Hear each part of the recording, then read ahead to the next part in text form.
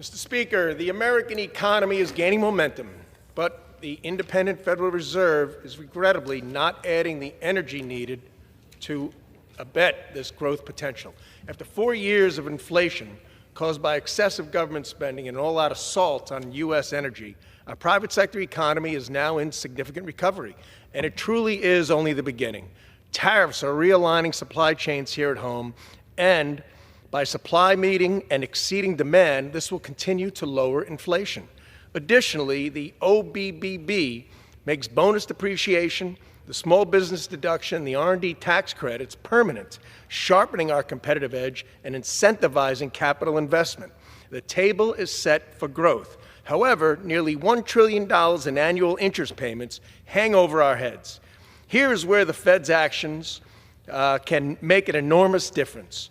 Due to Biden administration's highly inflationary policies, we saw inflation soar to over 9%, 20% over the 4-year period. Those policies and inflationary rates that came from them forced the higher interest rates by the Fed to as high as 5.5%. The recent CPI report, however, has inflation at 2.4%.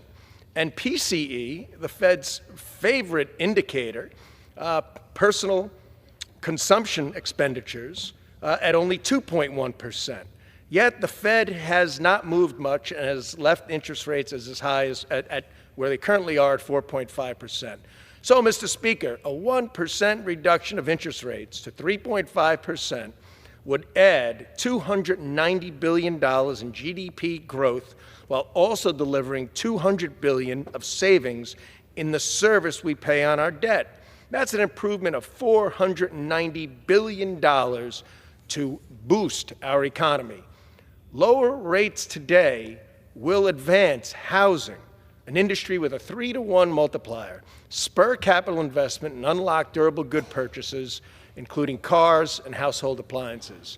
Unfortunately, fear-mongering by the media drove consumer sentiment down despite the, in fact, lower inflationary data. So, Mr. Speaker, I call upon the Fed to choose growth over apprehension, as the President is urging.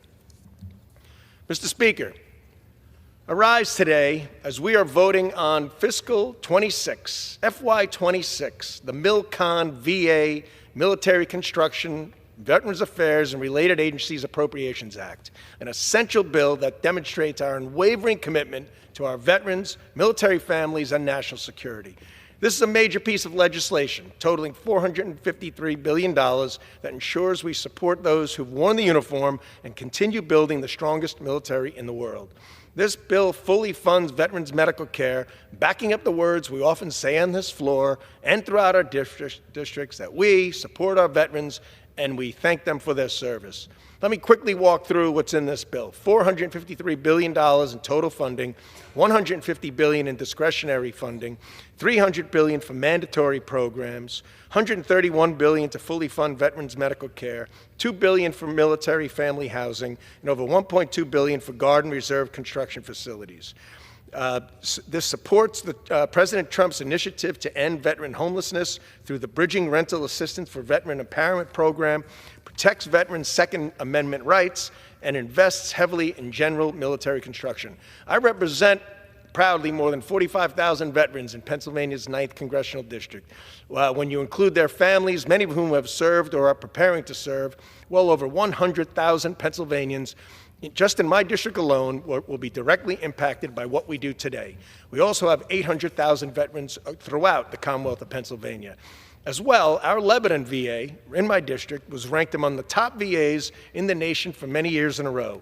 That is something we certainly take pride in and something this bill supports. I'm also proud to represent Fort Indiantown Gap, the second largest Army helicopter training facility in the U.S. In total, the Gap trains more than 130,000 military personnel each year.